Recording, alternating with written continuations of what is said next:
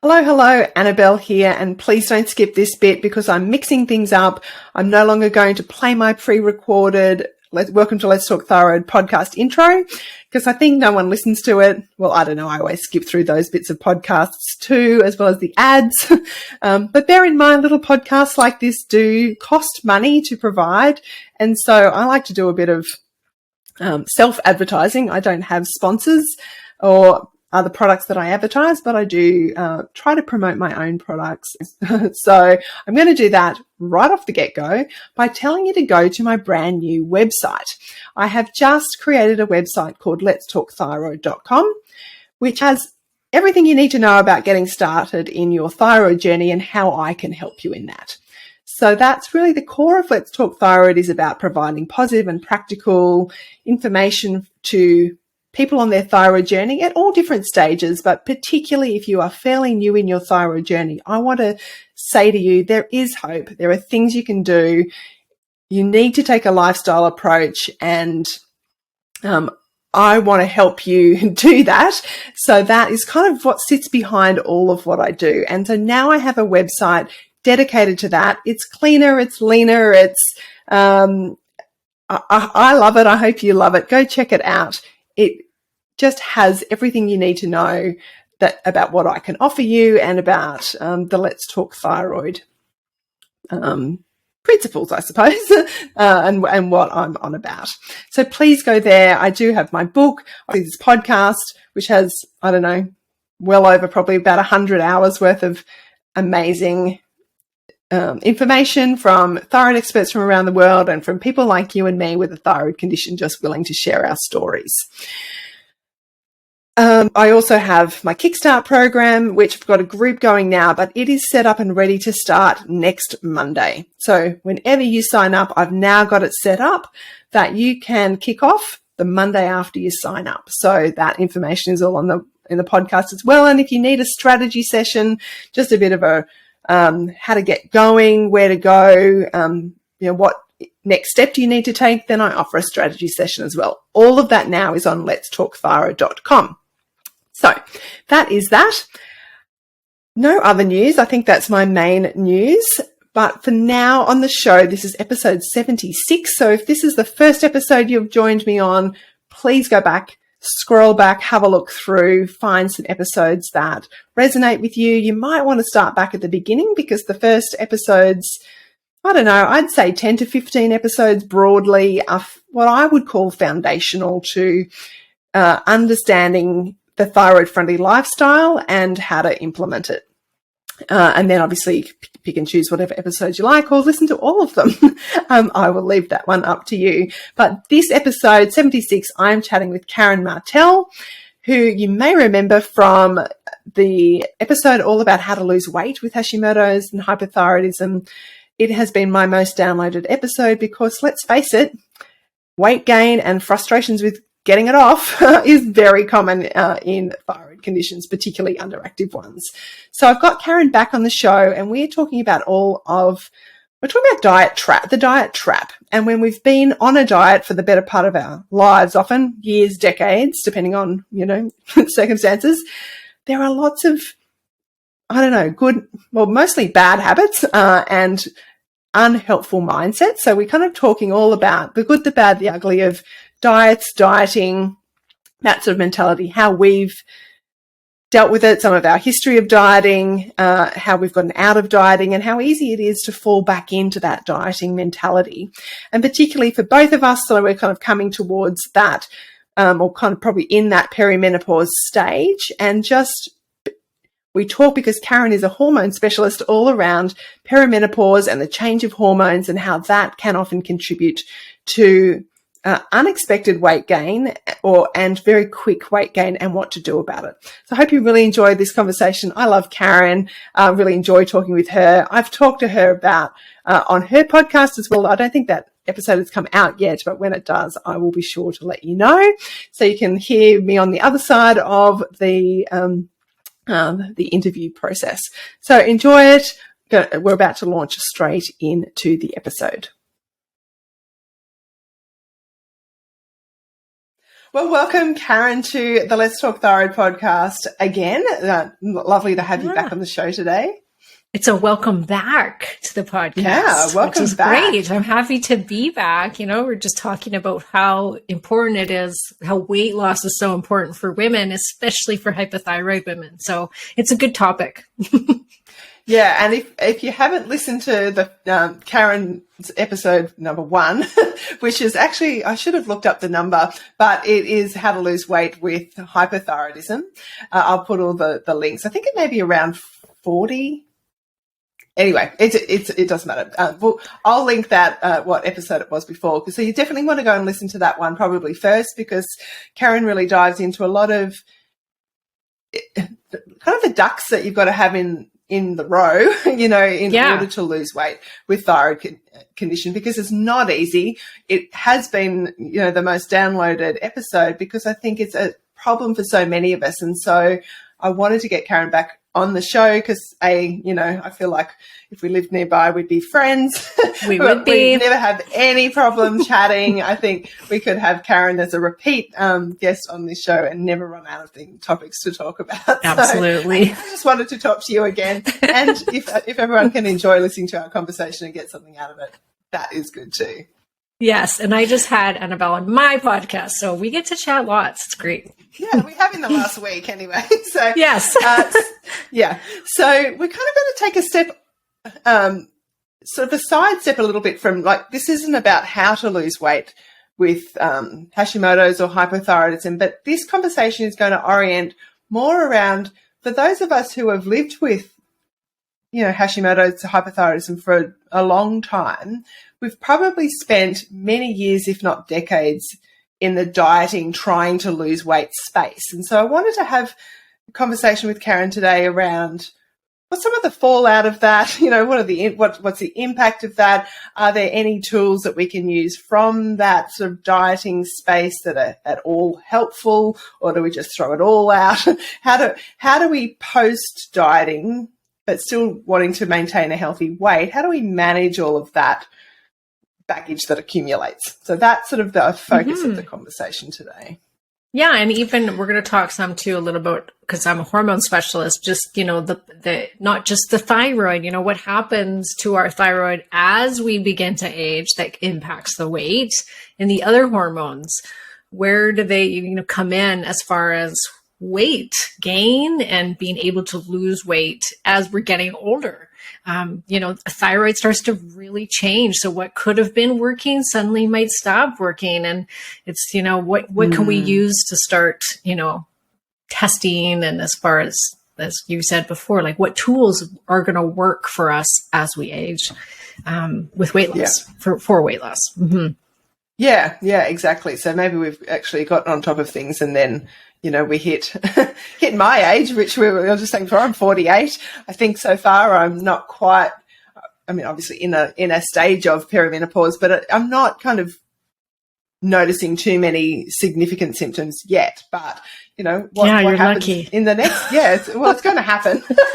Well, and so. Okay, well, what's going to happen? Karen's going to go through, some of that, and then maybe how do we handle that? But I was just saying, just before we hit record, I went on my first diet when I was 11. I was 13. And you were 13. So, yeah. And I think for me, I couldn't even tell you. I think I was permanently on a diet my whole teenage years, and probably been on, 20 different styles of diet, from crazy Israeli army diets where do you know that one? Where you eat apples for 2 days, cheese for 2 days. I don't know. It was so weird. But I did the potato diet where all I ate was potatoes for 3 days. Ah, wow. Yeah. How did that work out for you? It did not. Hash browns, chips. So 13, do you remember the circumstances around that? First diet at 13? Well, it was almost 14 because I had my period. I got my period at early 13, and my mom put me on birth control to help with my periods and all that. I broke out in horrible acne. So and it still is the thing to do, actually. I was going to say, what was the thing to do back then? But it's still the thing to do, which is rush your teenage daughter into the doctor and put them on birth control to help control the symptoms of their horrible periods, or to get rid of acne. And this is horrible. We're not going to get it. That's a whole nother podcast with the detriments of birth control pills. But I had a very negative reaction to it. So I packed on probably 20 pounds, like within months of being on it. And my doctor nor my mom thought it was even connected it to being from the birth control pill. So there was this teenage girl. My mom was a weight loss coach. She was the manager of a big weight loss center. She was a fitness instructor as well. She had an eating disorder. And so what did I do? I had this mom who was like, I'm taking you to the gym and you got to quit eating the way you're eating. And her diet then was low fat, high carb. So it was like, eat all this pasta and don't eat fat. Fat's the devil. So I just kept getting fatter, of course. Yep. That was the 80s. Was that the 80s? Yeah, exactly. Yeah. And I turned to bulimia. So I was bulimic for many years because I didn't know any other way to control my weight. And nobody was, the working out wasn't working and eating the high carb diet wasn't working. And I was just getting fatter. So I just started to make myself throw up. So that happened for many years until I finally went off birth control and lost the weight. It literally fell off as soon as I went off birth control. Wow. So you had all those years where there was the connection hadn't been made. No. Wow. It's terrible. That's a lot. Yes. That's a lot of suffering, isn't it? Yes. Yeah. Horrible. But then like you, and then from there, it just was the start of many, many years, probably, oh my gosh, up until my 30s, basically, where I kept trying every diet under the sun and was never happy with my weight and was always had horrible image. And even though I was thin, looking back, it's like, oh my God, I would die to have that body, but then it was like, I'm fat, and I need to lose weight. I constantly was trying to lose weight. There was never a time that I wasn't focused on trying to lose weight. And we're going to talk about this today, but I have to be very careful. At 46 years old, it's a slippery slope for me. And if I start restricting and I start calorie counting or macro counting or following a tight regime of eating, then I can very easily slip back into old pathways. I'd never make myself throw up or anything, but I start to obsess and I start to get a little bit nutty in the brain. And so I have to be very careful. And it just always amazes me that, 20 years later, I can still have these things, these brain pathways that are still in there. If I'm not careful, I'll start going down them. Yeah. Yeah. So how did you get out of the dieting, I don't know, mentality? Like, how did that happen for you? I realized that it wasn't about dieting. It was the weirdest. It was like, I had my daughter and I had a major thyroid crash. I didn't know it then, but I know it now. I hadn't been diagnosed yet. And I had my child and I just packed on all this weight, even though I was trying all these different diets.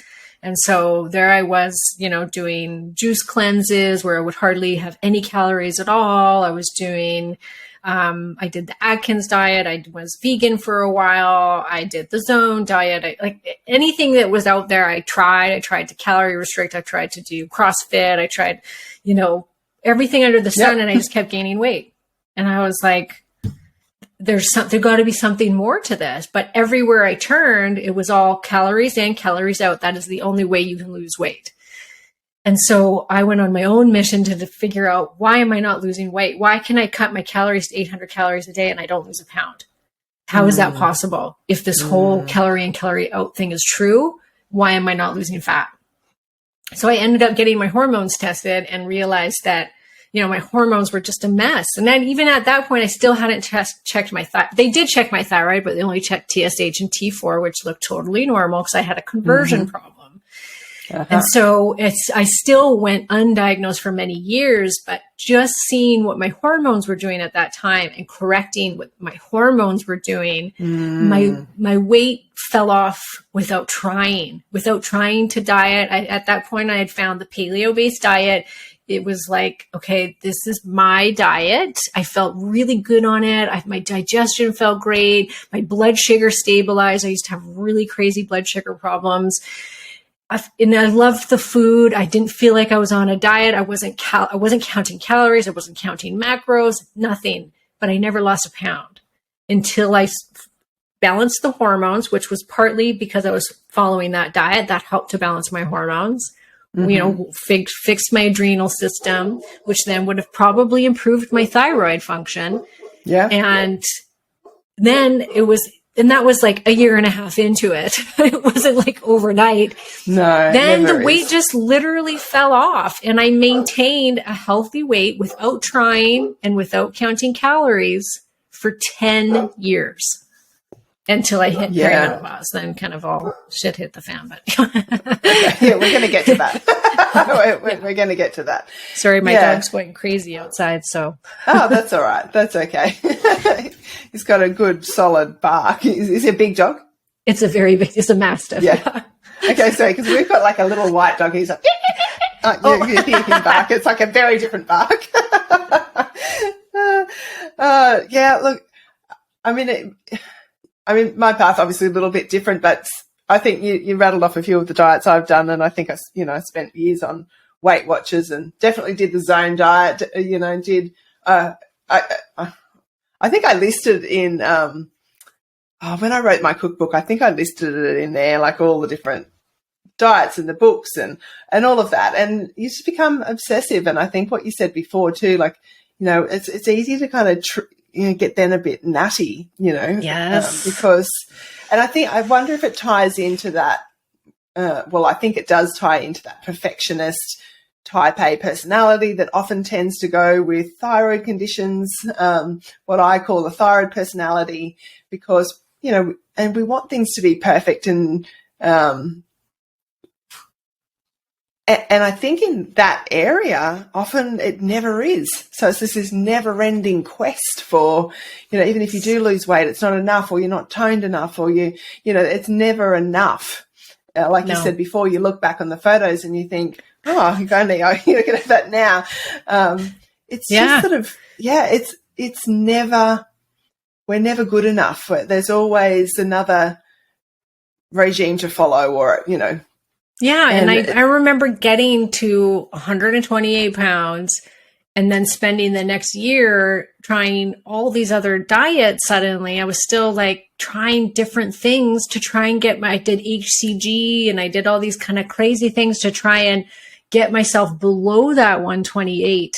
And it would just bounce back. And I just struggle and never being happy until this one day where it dawned on me. I was like, do I really want to do what it would take to get down farther? Like, clearly this is my homeostasis. My body loves being 128. I feel good and I'm not willing to restrict more than I am. And I was following a paleo-based diet and I was happy and I wasn't having to count calories. And so it was like this click for me where I was like, oh my gosh, I'm done. I don't need to keep going. I know what works. So just roll with it. Quit trying to get down to this idea magic in your head that you should be at with this. What I think I'm going to be like a bikini model. You know what I mean? Like, that's never going to happen. I don't got those genetics, and very few women do.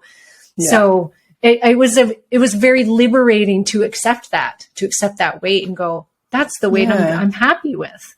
And obviously you'd found a way of like a diet in the broad sense, not in the restrictive sense. That's why I find it hard with the kind of the word diet, because I would say, like, I, much like you, follow a paleo diet. Like, what I eat falls within that paleo way of eating, it nutrient dense, food, focus on protein, healthy fats, fruits, vegetables, nuts, seeds, all those things, not the grains and the dairy and all those things. So, I feel better on that too. And that's what really was the game changer for me in the end.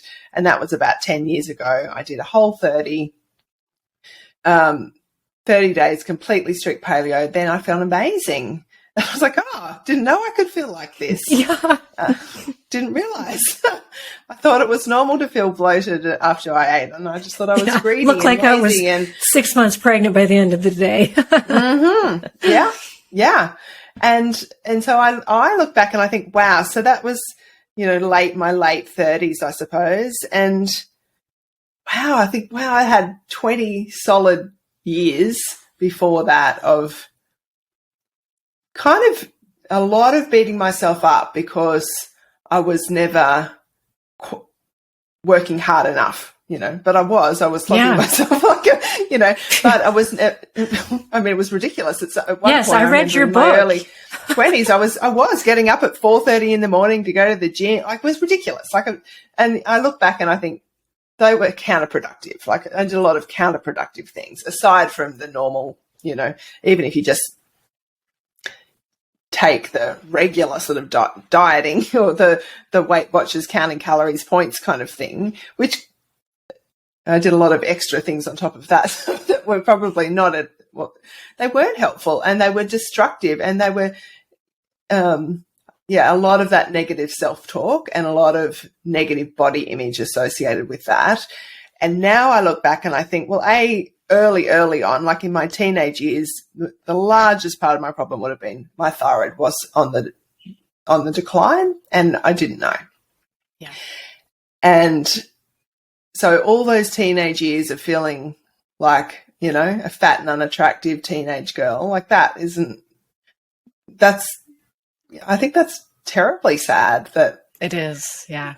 That I just thought I probably thought for a good 20 years that I was just greedy and lazy.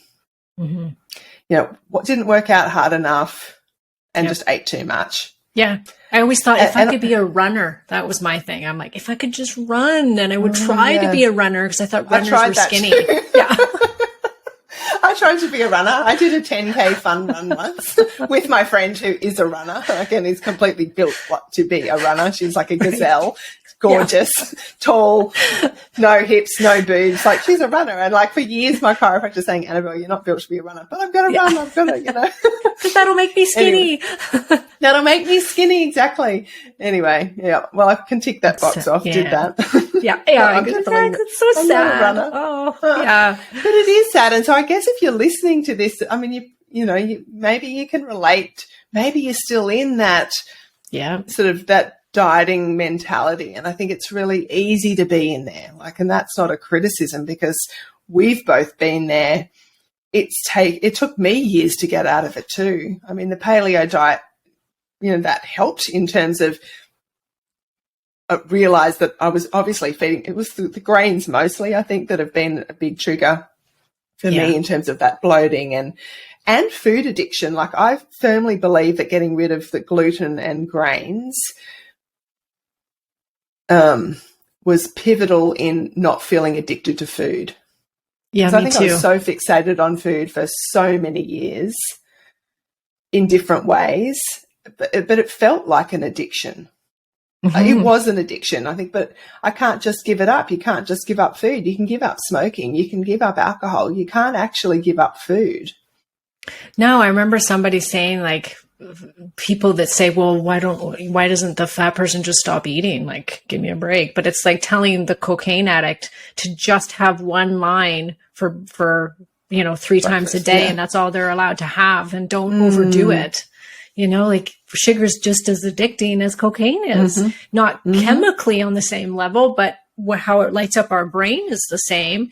And so here we are, we're surrounded by it, 24/7. It seems like everywhere you go, there's food, and we're meant to control it and, say no to it. And I think it's an important thing for everybody to hear. And it kind of dawned on me this the other day was we'll always be trying to eat well. I think most people, even myself who doesn't have sugar addiction, I still do the, I'm going to go on vacation and let things loose a little bit. And I'm going to eat some, overdo on the ice cream eating and, and I'll go off track for a while. And then it's like, okay, because it was, it's end of summer at the time of where we are right now. So, summertime, I let loose a little bit more. And it's like, I was just thinking the other day, okay, I've got time to get back to the gym. I clean up my diet. And I'm like, we have to realize that this isn't a lifelong thing. And it doesn't have to be it doesn't have to be a struggle. It just is there. And it's probably always going to be there for most people, which is there's going to be the times where you maybe get off track a little bit and then you got to get back on track and start eating healthy. Yeah. But there's never going to be a time where it's going to be like, for me anyways, where I'm going to be like, I'm throwing in the towel, I'm just going to eat whatever I want. But subconsciously, I kind of think we think that's going to happen. Like we're going to get to something by eating this way. Because like there's an end. Because all these diets are often time limited, aren't they? It's a 7-day plan, or it's a 30-day plan, or it's it's often because they're not really lifestyle oriented. They're quick fixes, and so what we're talking about. I think what we've both done over, and it has taken me, really the better part of the last 10 years to realize, and that's probably why I sort of bang on so much about the whole lifestyle, thyroid-friendly lifestyle, is it has to, we live with our thyroid issues for a life, so we do have to work out how to manage it in the long term. But from a food perspective, it's the same. It has to be part of a lifestyle. And I have same periods where things kind of become a little bit more lax, get reined in because I start to feel a bit, ick, and I just need to rein it back in again. But that is part of a lifestyle. Like, again, I'm not throwing all my, throwing everything out, because I think what I've worked out is the way I eat has become my lifestyle. Like, it's okay. I'm used to that, and it takes time. But then I feel great eating the way I eat. So that makes it, it's not a struggle. It easier. And you don't calorie count, right? No, I don't. But I've got to say, I don't calorie count. But I recently did. So 3 years ago, I did a 5-day fast. And I hardly ever talk about fasting because I know fasting's not suitable for everyone with a thyroid condition. And so I'm very careful. I just think fasting's not for everyone. I know it's not for everyone, but there's so much about fasting out there now, isn't there? All the, intermittent fasting and time restricted eating and, 5-2s and all the different things. Alternate day and all of that. And I've sort of found myself in the last couple of weeks feeling like I'm going a little bit down that rabbit hole again. But 3 years ago, I did a 5-day fast, which was the fasting mimicking diet, which mimics fasting. It's based on the I've done that. You've done, yeah. Well, I'd got to the point where my thyroid had been not great, but stably not great. Like, it wasn't sort of fluctuating. I talked to my doctor we'd sort of talked on and off over the years about fasting, and always sort of come to the conclusion that my body really wasn't ready to fast.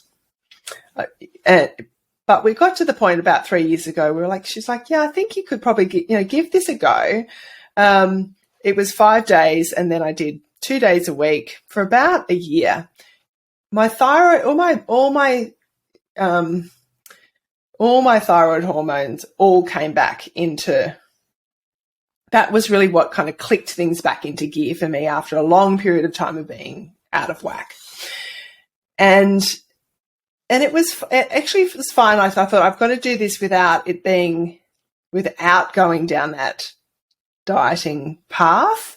Yes. And so for me, what the fasting mimicking diet is, it mimics fasting in that you can have 800 calories. It's 800 calories vegan for 5 days. Vegan being because you've got to deprive your body of the animal proteins. Yep. Yeah.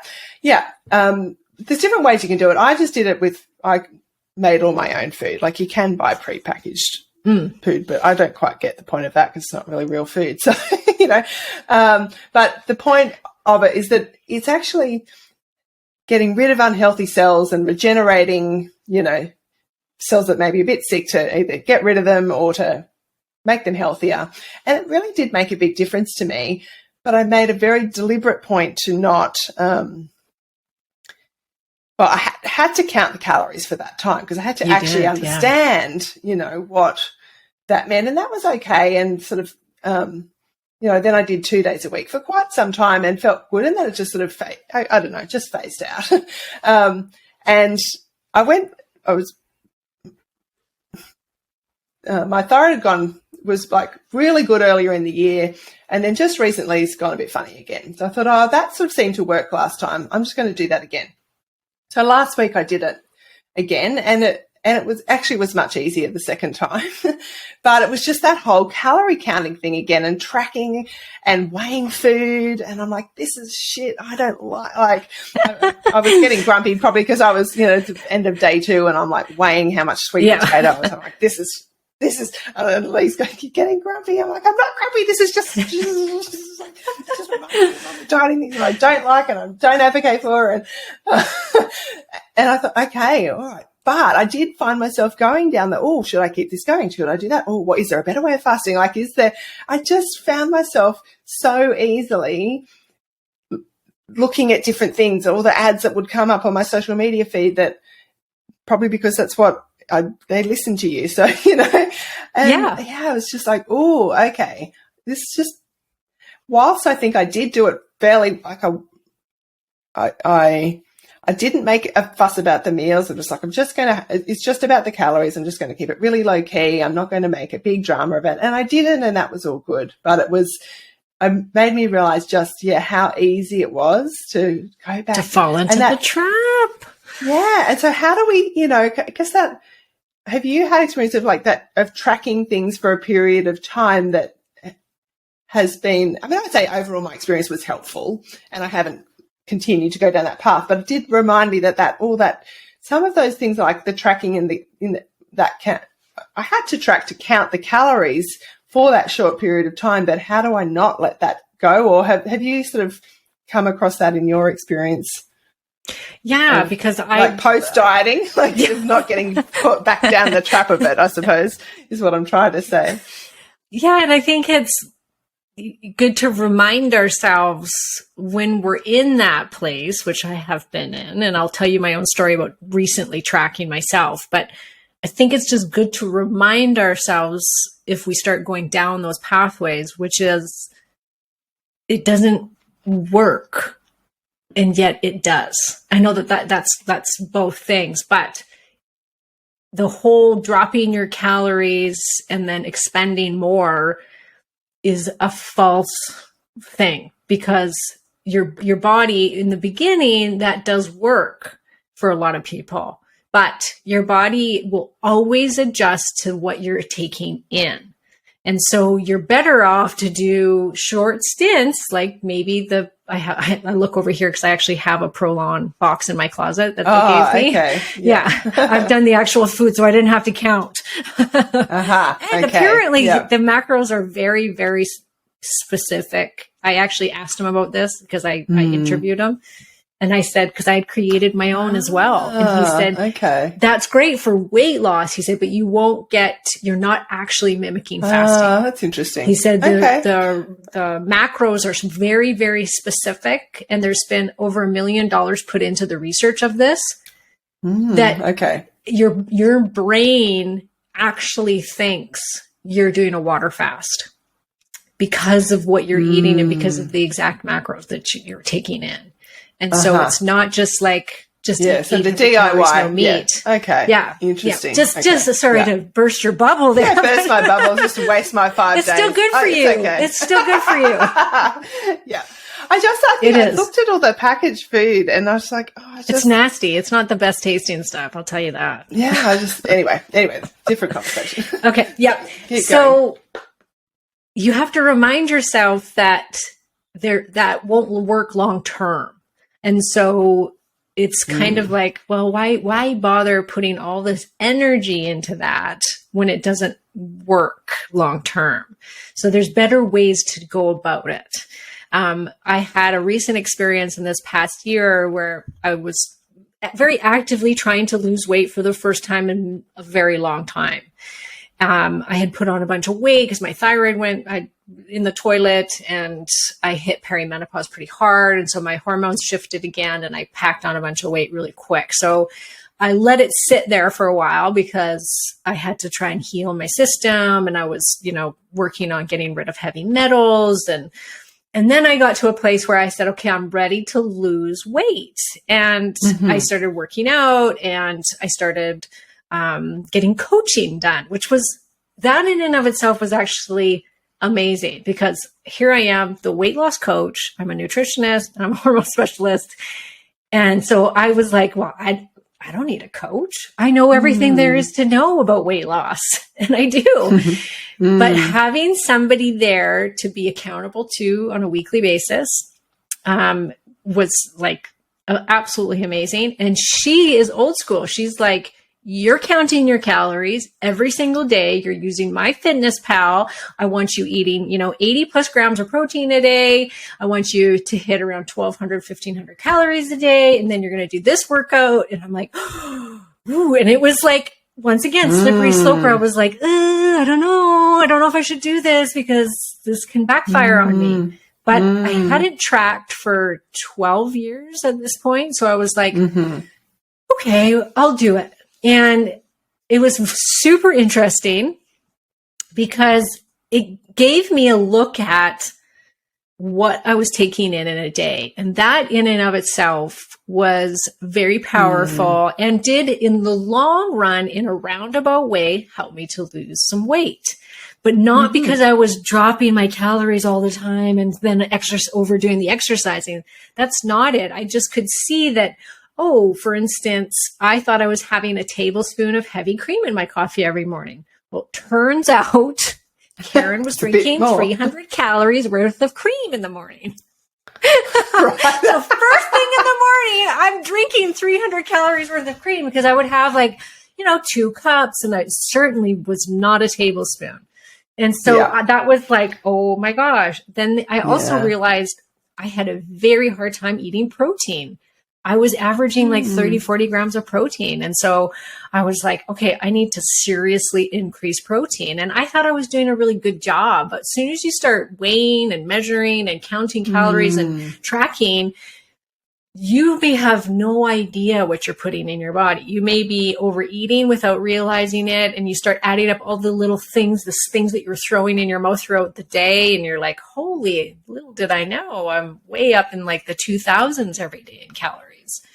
So I think for that purpose, it can be really good to track for a month, and say, okay, I'm going to just track my food for a month to see what I'm eating so that you can see what your nutrients are. How many carbs are you averaging? What's your protein intake? Are you ever in a caloric deficit? Because you can, of course, that theory it still works to a point, right? Like if you're constantly overeating and you're never in a caloric deficit, you probably won't lose weight, or it may make it a little bit harder. So you need to be able to drop back in calories sometimes and then go back up so that we don't adjust metabolically to the calorie intake. So it was super eye-opening. It was like, okay, this is great. So I upped my protein. I started working out more. I started lifting weights more. And lo and behold, and I did the Prolon fast, which started the weight loss, lost a couple pounds doing that. And then that seemed to kind of trickle down. And I was watching, just how much of what I was eating and putting in my mouth, knowing that somebody was going to look at it. And so it just made me be more conscious of what I was putting in my mouth, making sure that it was healthy, and that more protein. And I lost another 5 pounds, and it was like, okay, this is great. And I wasn't going too far in. Sometimes I was under eating, but most of the time I was just averaging, a normal amount of calories. And I was just being mindful of the protein intake and the hormones and my stress levels and my thyroid. And I kind of had this really nice holistic view of it all, and which is how I work with my clients. So it was great. It was like, okay, this does work when you put all the pieces together for yourself. Everybody's different. the weight will come off. And it's just, we can't keep focusing in this tunnel vision of diet and working out. And we can't do these diets that we can't see ourselves sustaining. So you have to find something that you can do like we did, where it's like, okay, we found paleo and that's our best way to eat for our body type and for what's happening on the inside. And we feel awesome. And I know how to work out now. And I know I need X amount of protein. And I need my hormones to be at certain levels. And so each person can find their perfect little weight loss code without having to go on crazy diets that are never going to be sustainable. You know, people will go carnivore. They do this like one meal a day, and that's not sustainable. And nor is that healthy for our hormones. That's telling your hormones that there's no food around and to slow down all your hormones, because God forbid you got pregnant, you know? So you have to be very careful with these extreme diets. We know this, ladies. We all know this. Yet we still go back to it. We still go, what? This is the next best diet? Yeah, oh my God, let me try. Shiny. Oh, fasting. Oh, let me go down this road. Let me do this intermittent fasting thing, because it works. And, you know, so you just have to find that balance and just be, I think, very careful, and just know that you got to find what's going to work for you long term. Yeah. That is sustainable with those ebbs and flows. And I think that, that takes time. I mean, look at us, you know, it's not like we're not in our 20s having this conversation, are we? You know, maybe it does take until you get into your 40s to really, you know, or maybe, I don't know. Who knows? But it's certainly taken time. And I think for me, like, one of the big clinches was understanding that the overall approach had to be about health and wellness, not about losing weight as a lifestyle. My lifestyle, which I think my lifestyle for, you know, in my teens and 20s and a lot of my 30s was about losing weight. That was the orientation. That was what my focus was on. I wanted to be skinny. I wanted to fit into smaller size jeans. I wanted to be able to wear a bikini. I didn't need to be a bikini model, you know. But that was where my focus was. That was where I was oriented. My thought processes were that. And so I think my thought processes now are quite different. And like I could still lose weight from, I'm not a thin person, but I feel like I'm overall pretty healthy.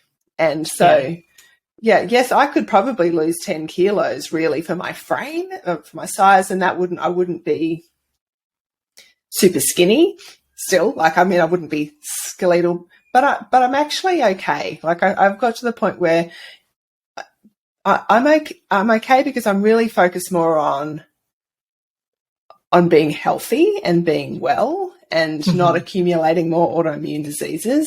Yeah.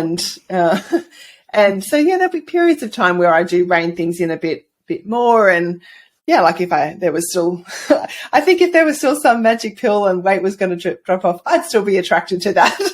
Like, I'm not, I think we all would be, that I'm like, you know, kind of completely, you know, that I'm not immune from that, not at all. But no, and there is a magic pill that just came out that looks very promising, to be honest. Don't tell me, don't know. Okay, I won't tell you. Everybody's going to be like, oh, what is it? But no, and you know what? I think, and tell me if you can relate to this, is for how many years, and everybody listening, and you're probably still doing it, is how long have you had this vision in your head, this idea in your head that you're going to get back to where you were when you were in your 20s? Whether you were really like, maybe it's just a subconscious thing, but really think about it. Like, I have all of my clients fill out this form that's called realistic weight loss goals. And it's like, okay, where in your head are you wanting to be at? And so people will put, oh, okay, I want to be 120 pounds. They have to put it down a number, 120 pounds. And I want to be able to fit into this and be this size or whatever. And it's like, okay, well, when was the last time you were there? Oh, like 21, or they'll say, oh, well, I went on this diet when I was 35 and I got down to 120 pounds. And I'll say, how long did that last for? Like 6 months. And I'll be like, and then no other time in your adult life were you that skinny? No. Then it's like, that is not realistic. And so you have to be very realistic about what your goal is. And how I said before, like when I finally realized, what do I really want to do? What it's going to take for me to get down to 125 pounds or 120 pounds and then stay there? And I realized, no way, I would barely be able to eat and I'd have to work out like 4 hours a day. So no. So think about that. Everybody, think about that. What's your number that you've got in your head that you're always trying to strive to? Or even if it's not a number, what's the visual in your head? I remember realizing that I always had this vision that I could look like Pink, the singer. I used to have her haircut and I just loved her body. And I was like, I always had it in my head, like without, I didn't even like realize it, but I was thinking that's what I wanted to look like. And so I would be dieting in hopes that I was going to get skinny set, like there was going to be this magic diet that was going to get me there easily and effortlessly. And I was going to be able to stay there, which is ridiculous. But we have this constantly in our heads. Every woman does. They have this idea of where they want to get to. And you really need to ask yourself, A, are you willing to do what it would take to actually get there? Because when was the last time you were there? And if it was back in your 20s or you were there for 6 months because of some crazy diet that you did, then change that number, change that visual. That's not realistic. And that's when you have to start to shift things going, I find somebody that looks healthy and vibrant and that you can tell that they exercise or, that, and they're curvaceous and have a similar body to you that you can look at and say, I think that's beautiful and that it's not unrealistic. I think that we have to start shifting that inside our heads, especially as we age. It's very normal and very, it is very beautiful. I think that women, as we age, we do soften, and we have to start embracing that we can't in our 50s look like we did in our 20s. And so stop trying to get back to that and embrace that you are going to gain a little bit of weight. You're going to soften a little bit. And that's great. It's beautiful. This is what we're supposed to do. Our hormones shift. Life is shifting. We become softer in our brains and our spiritual spots, this is okay and it should be embraced, but society tells us it's not okay. So as women, we need to start seeing this as okay and start seeing health is what we should be striving for, and to feel good in our bodies and to feel strong and that kind of thing, rather than these restrictive diets that aren't really going to get us anywhere. Yeah. That sort of requires a shift in body image too, doesn't it? Like in the way that we see our bodies and accept our bodies, and whether that's because they're different to how they used to be, or they've never been how you want them to be, or I know I can look in the mirror some days and think, oh, I look pretty good, and other days think, oh my gosh. So it's a moving beast. So it's not, but I like the way you put that in that we're becoming softer, and I think that can be a really feminine thing, can't it? Like it is. It's feminine and beautiful, and you can still be strong and soft. Like you can still be strong and healthy, and have that softer, gentler approach with ourselves and with each other. But maybe that comes with the shift in. I think for me, some of that has come in shifting from being skinny to being healthy, that shift, and the way I can kind of look at my body and think, it's okay, I'm being healthy, or like I don't know. It's certainly it's an evolving body image is such an evolving thing. Like, how many people do you know, Anna, about that have, as a woman that's in her 40s, with a rockin' tight little bod on her? Like, how many women do you know that have that? Yeah. Like, I know literally, not like, many. on one hand, I could count, like, I can think of, her and her. Yeah. And they're all genetically like that. It's not because they're like dieting like crazy and, you know, they're genetically, they were a little more, you know, they got the good genes. Like myself, who got the fat genes. I honestly did. Like, the lady read my genetic report and she was like, "Oh, you got the fat gene." I'm like, "Oh yeah, what a surprise that is." But it's more normal for women to be curvaceous and to, you know, not be super skinny. That's not the normal female body. And yet that's what we're all trying to so hard to get to. And it's like, when can we release that, you know, and think about the women that you look at and that you think are beautiful, that are in their 40s, 50s, 60s. Look in magazines, look online, find the women that you think look beautiful, and you'll probably be very surprised. It's not what you think it's going to be. It's not the models. It's not the shredded woman on the front of the magazine with a 12-pack with huge biceps. And it's the women that look healthy and vibrant. And then they could have gray hair and wrinkles and be curvy. And those, to me, those women, it's like, I'll go to yoga classes and I see these women that are in their 60s that are yogis, you know, and you can tell that they've been doing yoga for years and they've got their long gray hair and wrinkles and no makeup on and no Botox, no lip filler, and I think they're stunning. They're and gorgeous. I'm like, oh, that's so beautiful. You look amazing. And it's because they're healthy. You can tell they're eating well, they're exercising, they're watching their stress. You know, that to me is beautiful.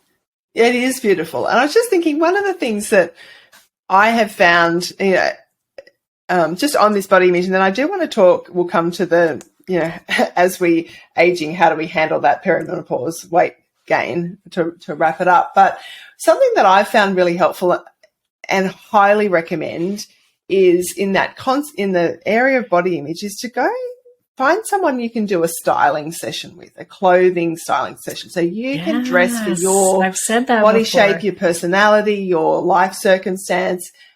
Because I can guarantee if you go, and it's well worth the money, spend some time with someone, whether they go shopping with you or they come to your house. There's different people that offer different services. And I've done a couple of things over a number of years. And each time I've walked away feeling like $1 million, like, oh, I look amazing. This is incredible. Like, you know, I know what to shop for, you know, where to look, the colors that look good. And I think anyone can do that at any stage and feel better about themselves, because often it is that we want to hide in our clothes if if we're carrying more weight than we would like to, or we're not that healthy, or we're on that pathway towards that skinny, healthy thing. If we dress in a way that really shows who we are and dress for our shape, I think that can be incredible for your self-esteem and your body image. So highly recommend that. I'm just throwing that I highly recommend that as well. I know friends that have done that, and they said it was worth every penny, and they felt so good, and they were able to like get what they wanted to wear. But at the same time, that person was telling them like, okay, yay or nay to certain outfits, but went with their comfort. You know, it's like, if you want to be comfortable, okay, that's fine, but this is how it's going to be. This is how you're going to dress, and put it all together for you. And I have to do that. I haven't done it yet, but I would like to do it. Oh, definitely. Highly recommend doing it. It's a really fabulous experience. And I think people that do that, like the stylists that do that, they genuinely want people to be feeling amazing, and that, you know, they want to be helping you to find the things that are going to work for you. So there you go. So Karen, you said before, like in your weight journey, you know, it was all going well for you until then perimenopause. Yes, which many people say. Yeah. And so I was saying before we recorded, like, you know, I'm not hasn't quite hit for me yet. And I'm a little kind of like, I'm not quite sure I want to gain lots of extra pounds. So what do we do? How does this all play out in this, context that we've just been talking about? Yeah, I think that it's an important thing for women to understand, which is you can't diet your way out or exercise your way out of hormonal loss. And when we lose our hormones as we age on many, many different levels, it will impact our weight. And so I've, being in this industry that I'm in and the business I'm in, I'll have several women that will come to me that were, that woman that was 115 pounds her whole life. And then she hit 45 and it literally overnight, she's gained 20 pounds. And she's just like, what? Like, I've always been this naturally thin person. And then you'll also have the women that, maybe have struggled, but have maintained, or like myself. And then suddenly, without changing anything, you put on weight. So 85% of women will experience symptoms of perimenopause, and perimenopause typically lasts from anywhere from 4 to 12 years. And so when we're in our late 30s, early 40s, we start. It all begins. And sometimes weight gain's the first sign. It'll just be like, boom, you gained 5 pounds and you didn't even change anything.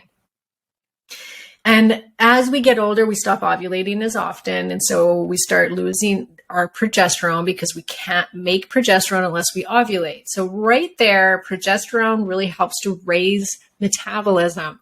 Progesterone helps the thyroid to function better. So our thyroid can, you suddenly might need more thyroid hormones than medication than you were on before. You might have to be a little bit more careful about what you're eating and how you're exercising and your stress levels, because everything starts shifting in our 40s and 50s.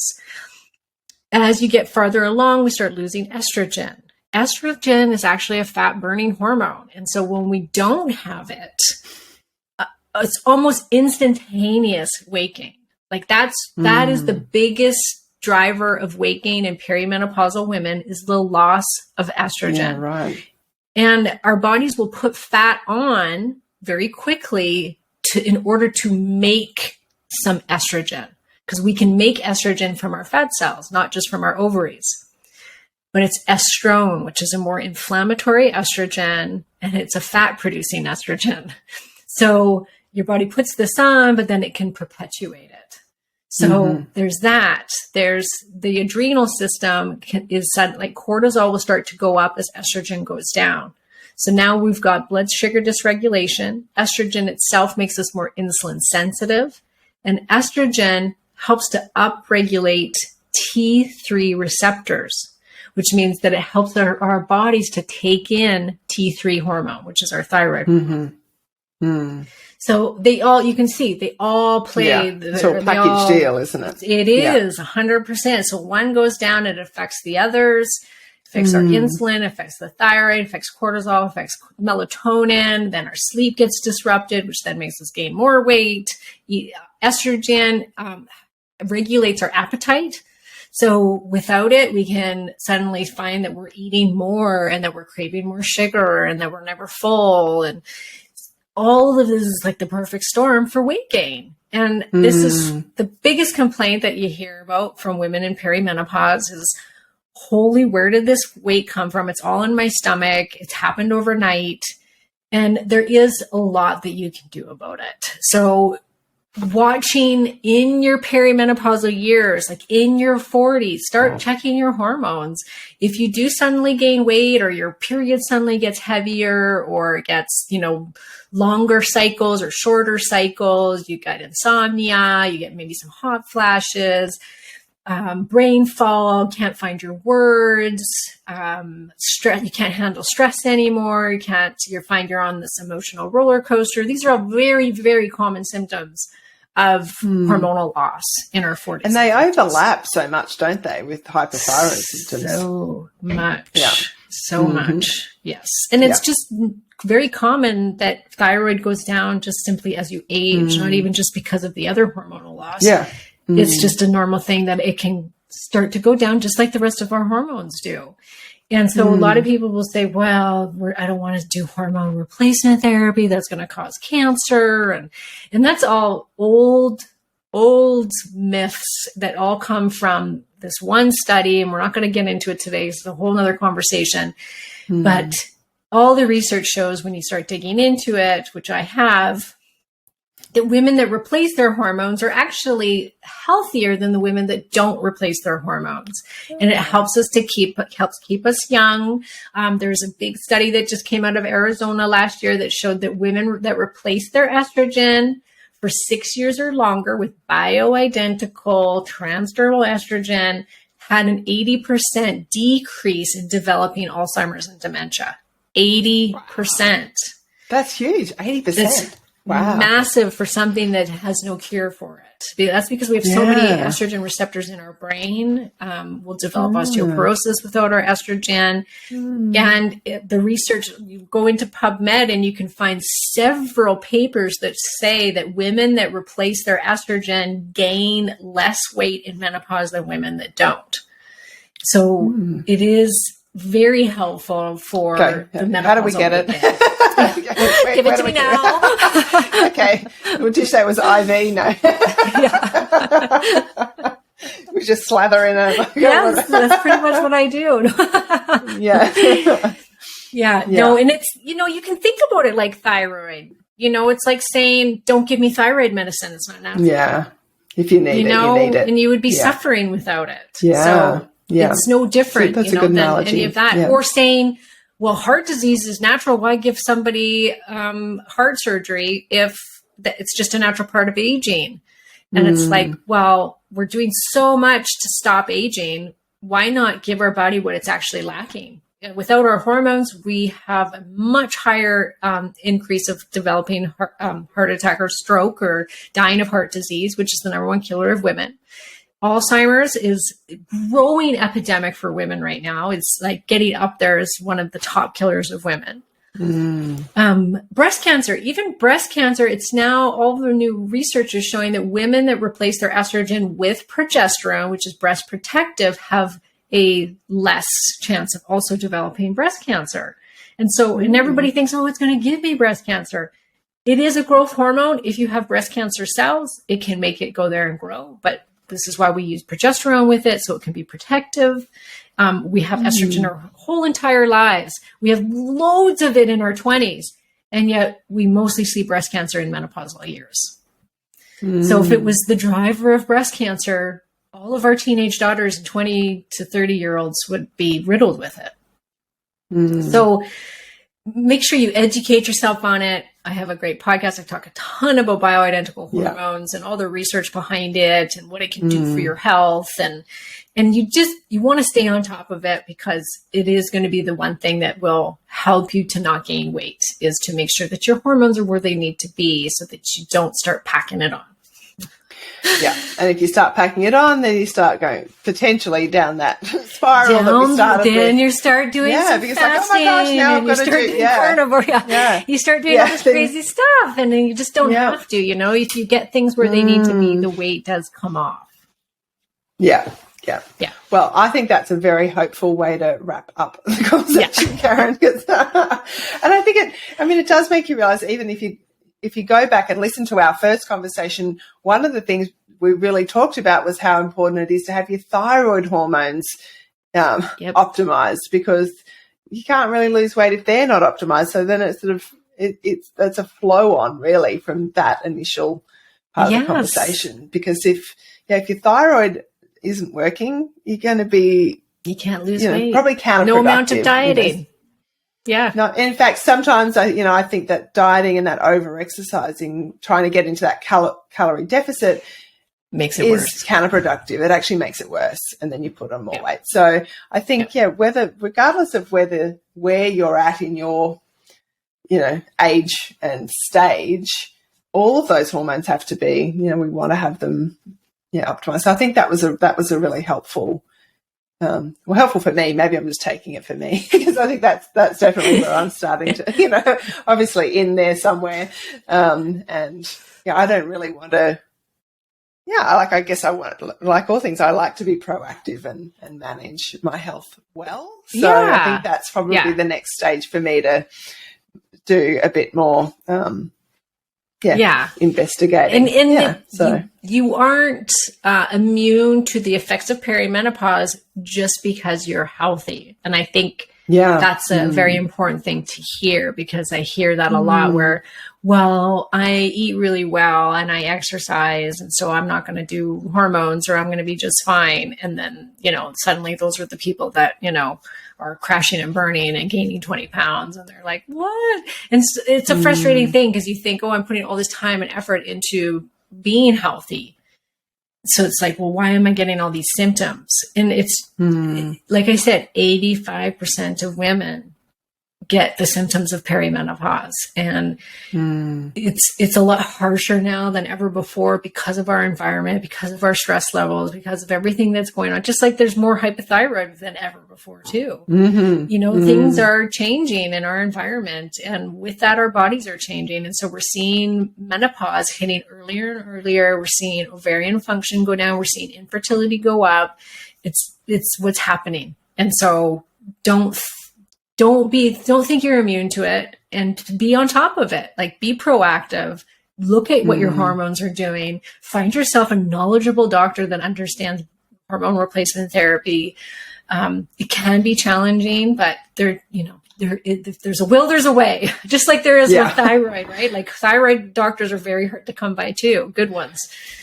Same thing for hormones, but you can find them. You just got to dig. Yeah. Excellent.